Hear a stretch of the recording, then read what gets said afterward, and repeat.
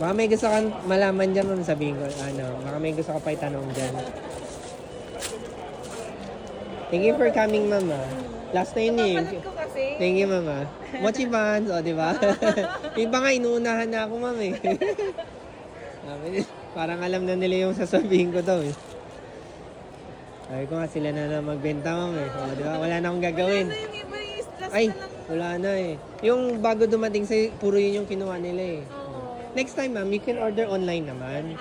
O, pa-reserve ka. Parang kahapon may pumunta, wala na, eh. Sabi ko, mag-message ka maaga. Sige po. Or you can order online. Kanina may nag-order din online. Pick up na lang siya, eh. Malilate daw siya. Eh, di sakto, di ba? Yung may Oreo, yun ang gusto ko. Oreo, grape, strawberry, mango. Sige po. Ay, hello, ma'am. Mochi Pants. Mochi ba?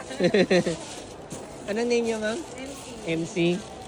Sige po, ma'am. Thank you, ma'am. Thank you, ma'am. Balik pa kayo ulit, ma'am. Thank you. Ay! Ito, huwag na. Tago na to ulit.